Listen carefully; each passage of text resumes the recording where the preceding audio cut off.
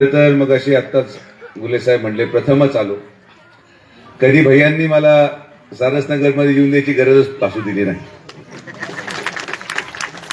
आणि हे आमची मैत्री एवढी घट्ट आहे.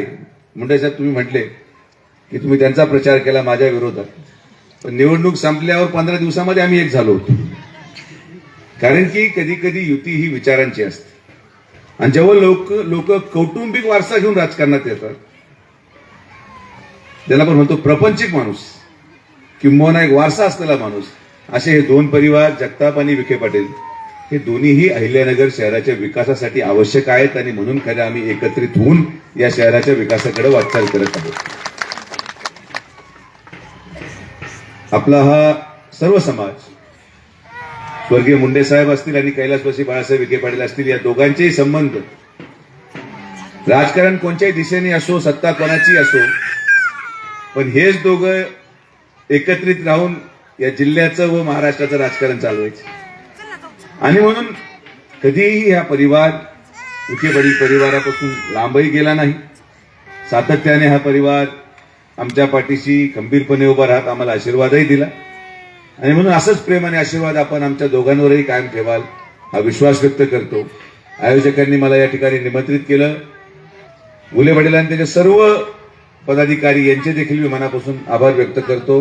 धन्यवाद. रामकृष्ण हरी. धन्यवाद दादा. आता मी ट्रस्टच्या वतीने विनंती करतो, भैया आणि दादांना विनंती करतो का तुमचा या ठिकाणी ट्रस्टच्या वतीने सत्कार करण्यात. नाही, पोरांचं नियोजन मी काही त्याला येत नाही करू शकत.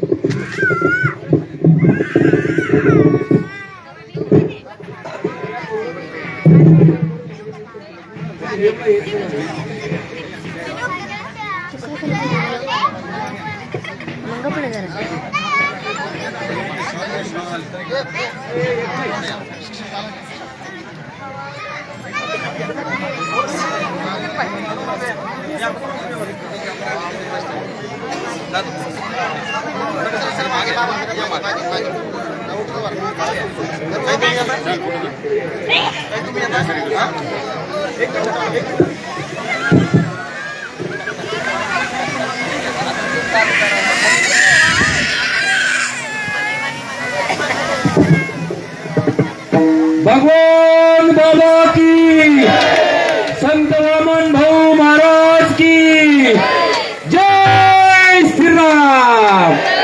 जय जय श्रीराम. जय श्रीराम. जय जय श्रीराम. Hello hello hello.